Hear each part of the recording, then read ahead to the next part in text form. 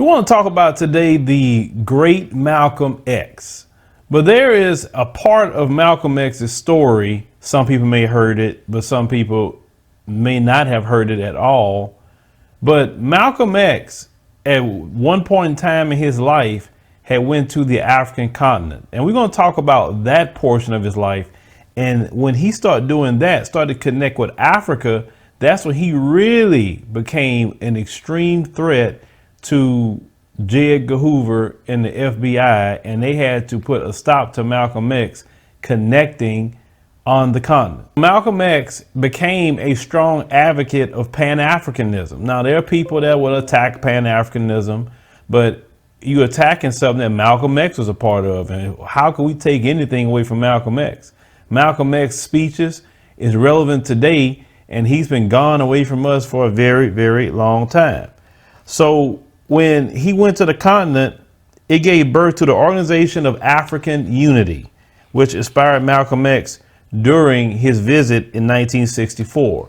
Now, they say he had prior visits to the continent, with his first back in 1959, when he touched down in the United Arab Republic. It was a political union at that time period between Egypt and Syria.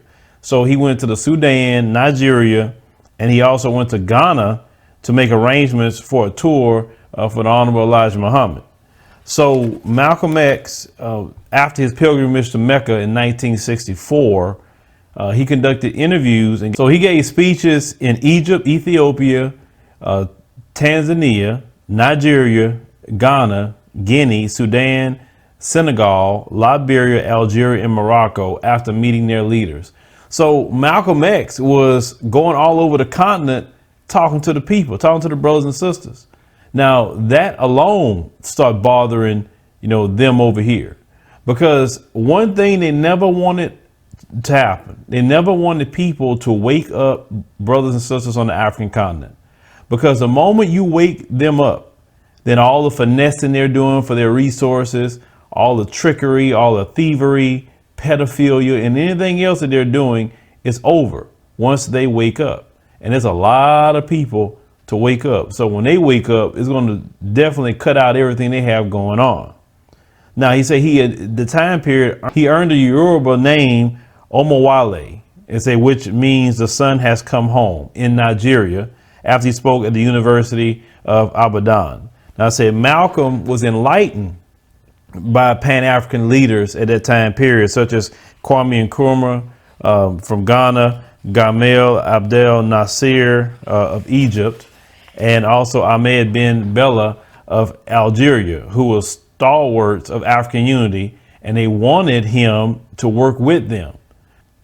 You have some people today, they will say, well, African people don't like us. And you have been taught, by our bastardized father, the white man, to hate everything black, to mistrust anything black, no matter what, but go ahead and trust him for everything.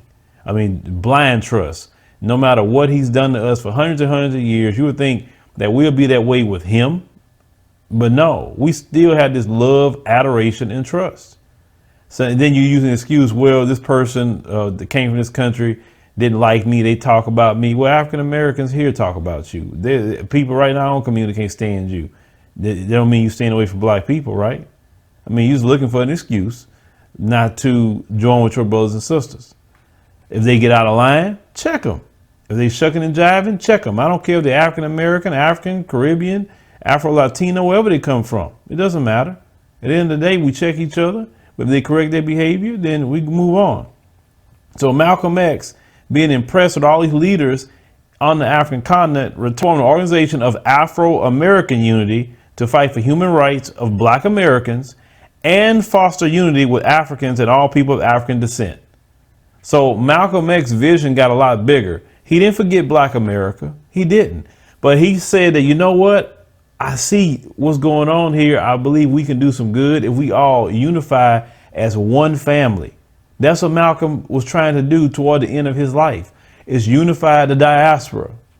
See, they number one don't want to talk about Malcolm X at all. And they surely don't want to talk about Malcolm X's work in Pan-Africanism and trying to connect the African diaspora. He announced the establishment at a public meeting in New York's Audubon Ballroom on June 28, 1964, after writing the group's charter with other Pan-Africans, the great Dr. John Henry Clark, Albert Cleage, Jesse Gray, and Gloria Richardson. They say 2 months after that, he returned to Egypt for a second Organization of African Unity meeting as a representative of the Organization of Afro-American Unity. Okay.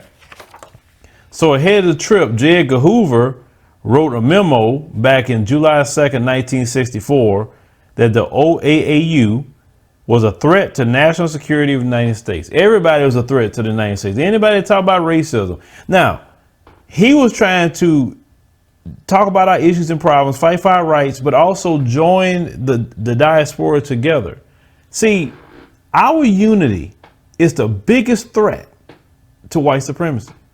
Our unity, because they know that when we get together, if we put aside our petty differences, and a lot of it is extremely petty, if we put down the tribalism, if we put down dividing with religion, if we put down dividing with class, and all the different things that we divide on, if we actually put that down and come together as one people, is nothing that we couldn't do for ourselves.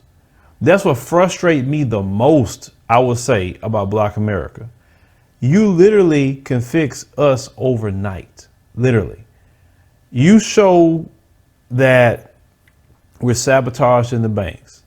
Yet the solution to that is everyone in our city join together as one, support the businesses that we have, give capital to those businesses, help new people come up, all as one. Not one person doing it, but all as one, putting out money and everything in the pot. You know, the schools treat us a certain way. Is evident, you know, school to prison pipeline, 4 times more suspended. Black boys are targeted and put in special education when they don't need to be in special education. The solution for that is us coming together and creating schools for our children all over our cities. We can do a whole lot for ourselves. And I get so frustrated a lot of times, even some of the responses that you guys leave in comment sections, is that you don't want to join with your people. You want to beg the white man to do everything for you, when he's showing you that when he do something for you, it's not going to be good. But yet we still haven't got it. It's like I tell people all the time, we are the people of the Bible. When God said that they are a stubborn and stiff-necked people, because that's exactly what we are as black folks, stubborn and stiff-necked. Now, at the time, J. Edgar Hoover wanted to convict Malcolm X under the Logan Act, which forbids negotiating with foreign governments having a dispute with the United States. Now, Malcolm X wasn't negotiating anything by the United States. He was trying to join together with his brothers on the continent. That's all he was trying to do, and connect African Americans with the continent. Now, he accused Malcolm of trying to meet with communist China at the time period.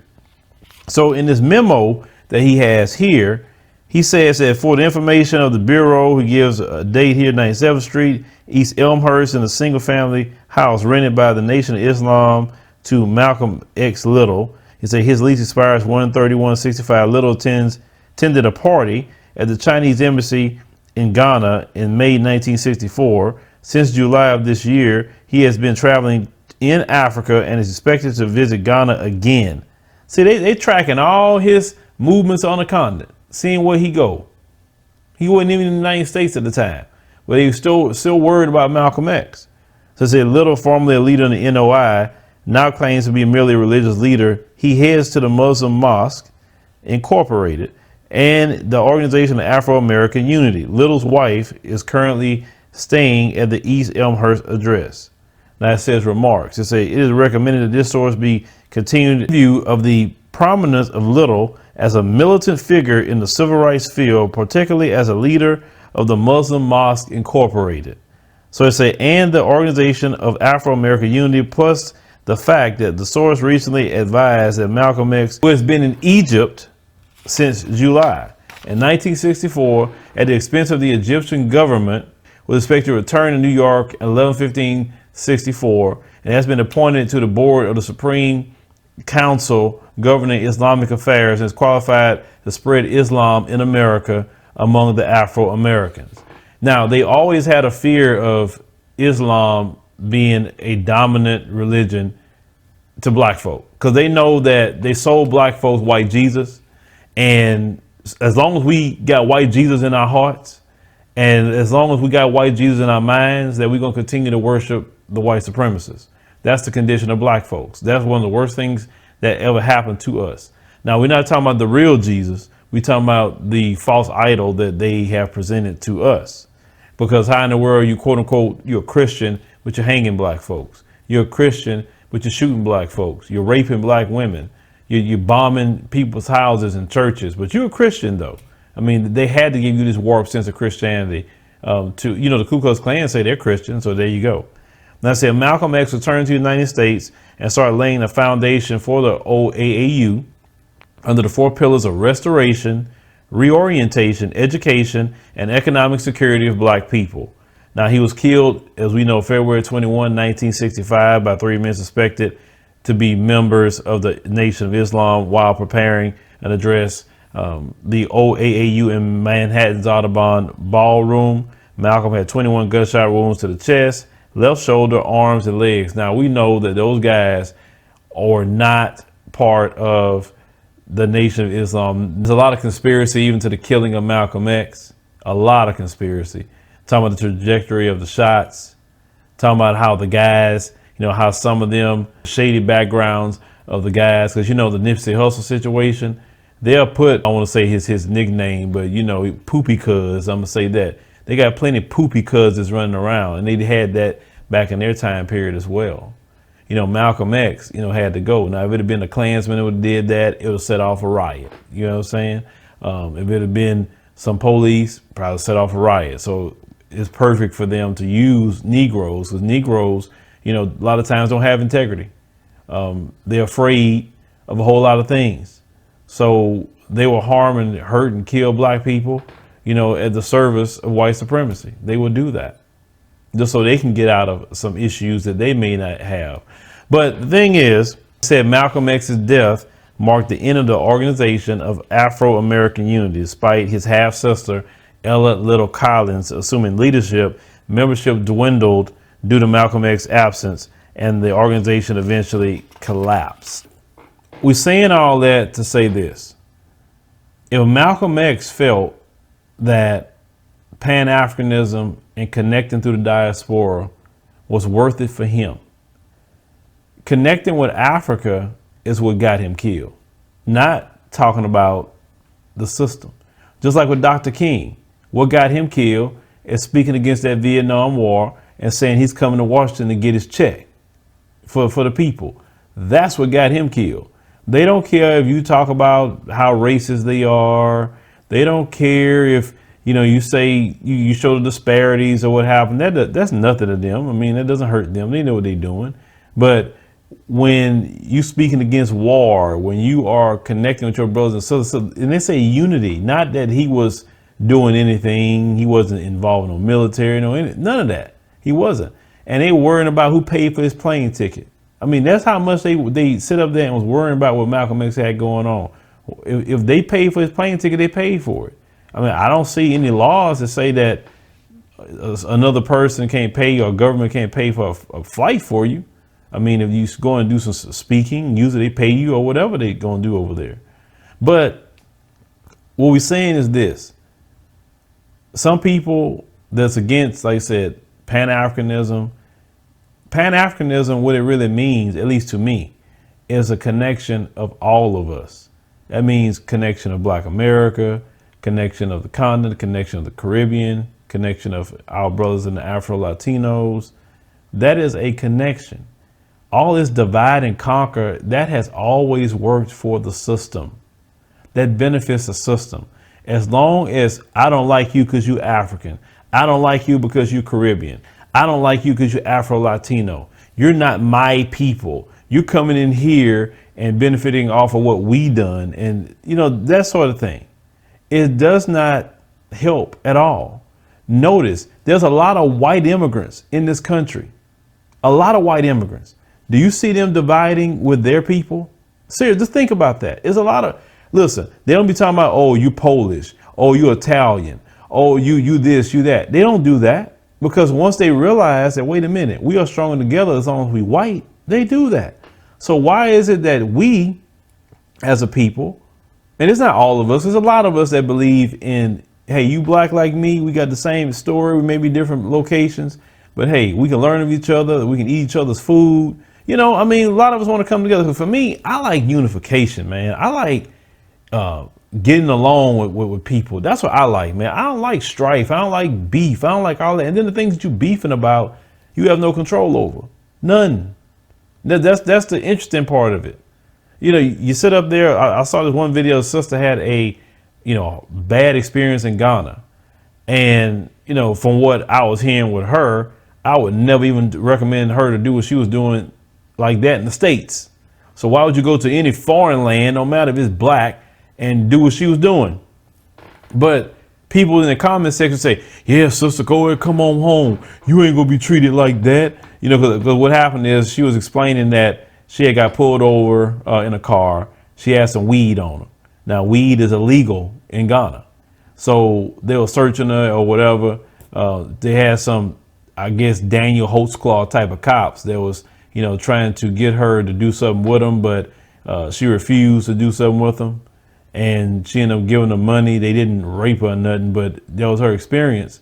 You got to watch yourself in any foreign country you go to, but don't act like they got cops in this country that's raping women. Like I said, Daniel Holtzclaw, raping 13 black women. They have some of these cops that get caught up with child pornography.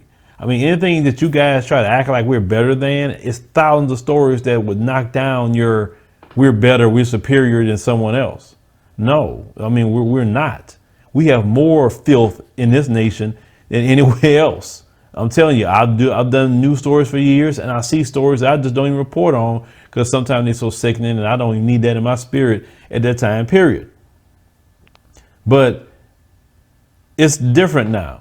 Now we all starting to come together, and that's what we want. We need to come together right here in Black America. Yes, we need to come together. It's not saying that when you believe in connecting on the continent that you don't believe in connecting with your people right here in America. It doesn't mean that. But as I stated in another video, there are people that need to work on things right here and do that. And then there are people that need to go do things throughout the world. And there's nothing wrong with that either.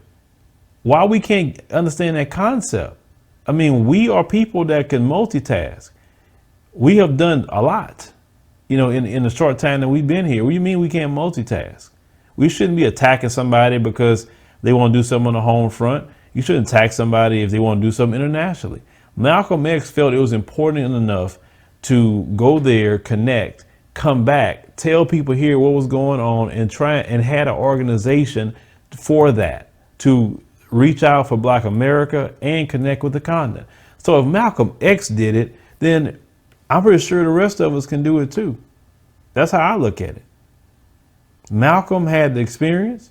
Malcolm was very educated. We've seen his videos. Malcolm was really evolving, definitely toward the end of his life. Pan-Africanism is good for Malcolm X. Then Pan-Africanism is good for me and anyone else that believe in that and believe that we should connect globally. Why do we want to cut ourselves off from a world full of black people? I believe we are so much stronger together, stronger connecting than ever. Like, as I stated before, we have people in other countries that's helping us with this platform. That can help us grow and get better and better and better. That's all from connecting. Years ago, I would have never had nothing like that or even thought like that. We need to be coming together, not trying to be apart. That's how I look at it. Do we got messed up people in every part of the diaspora? Yes. Yes, we do. We got criminals, we got scammers, we got all kind of people in the diaspora that's just wrong and foul. Yes, we do. But we also got a lot of great people. And that's the people that we need to connect with. That's the people we need to work with. Because no one else divides like that. You don't hear Asians saying, I'm Chinese American, I ain't fooling with them Chinese. They don't say that. Japanese don't talk like that. Arabs don't talk like that. Hispanics, they don't talk like that. No, they join together and do what they got to do. And that's why these groups are getting ahead of us constantly in America. But we still trying to divide on things we never divided on before. How I feel about things, I got to continue to do what I do. But you have to do what you do. Understand? And sometimes, like with Malcolm, when he came back, you know, I felt the same way. I said, man, I gotta let these brothers and sisters know, but I have to also, you know, take a time back and understand that a lot of us, you know, unfortunately still have the white supremacists in our mind. So anything black, you're going to have some pushback for, unfortunately. It's just how it happens. It's very sad how ingrained we are into racism, white supremacy, and don't realize that some of us walking around acting like black white supremacists. We have so much hate for other black people that is insane. And like, okay, what did that black person do to you? Or what those people do to you? Nothing. You'll try to come up with something from 400 years ago to say I'm gonna hate them for that reason. It doesn't make sense. I mean, shoot, if you're gonna have some hatred, let something happen in your lifetime at least. Not something that had nothing to do with you whatsoever. But you try to justify keeping the white supremacists in your mind. And you try to justify living your life like he would live his life in relation to us as black people worldwide. That's just really what that is. But for those of you who don't feel that way, because I know the thing is, I know at times I should say, man, forget them at all. I can care less what they got going on. But, you know, it's in you to care about your brothers and sisters. You understand? It's in you to care about, well, maybe one day it'll reach them. You know, maybe one day if they could just practice an Africa plan shortly, just to let them see for themselves, it'll change their mind. If they get their passport, if they schedule their first trip, like Malcolm went on his first trip, you understand? Maybe it'll get to them like it got to me, like it got to Malcolm X, where you wanted to start connecting and working together. And for those of you who want to make your first trip, many of you have requested, why aren't we going to West Africa? We have that trip coming up in May. And understand something about that. I look at performance. Everything with me is performance. If y'all ask something and it doesn't perform, you'll never see it again. That's the way I work on everything. So we got to get people, you know, those of you who requested West Africa, there's spots open on the trip in May going to Senegal and the Gambia. And also, if you want to go to the Gambia for no other reason than the news story we just covered, and you want to go out there and check them folks, if you catch them with those children, you can also do that too. There's a lot of things you can do in the continent and let your presence be known. So you need to go to the link in that pinned comment, and it's a $500 deposit with world views. Then you could pay your payments and go on this trip in May. It also have Africa Day.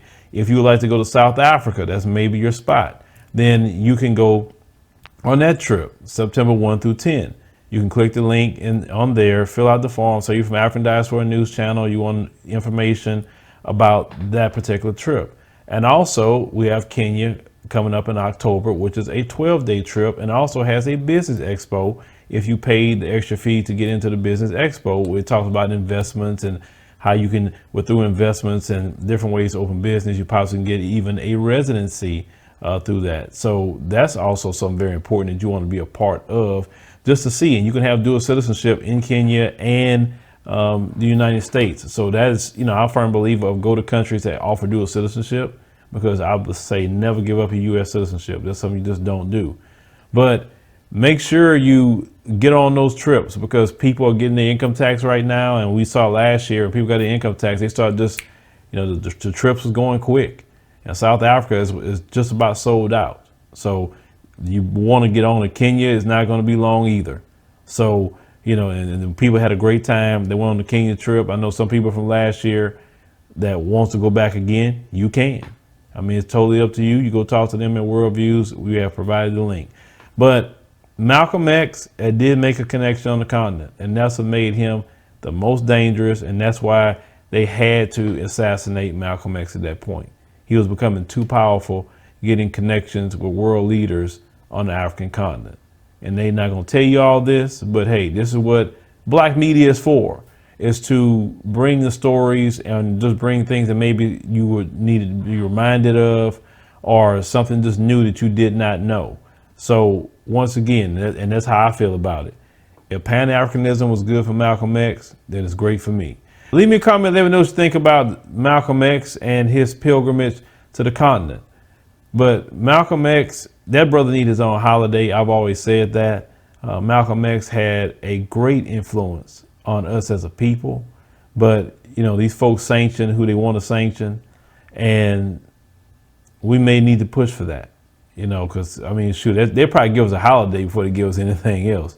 But Malcolm X do need a day.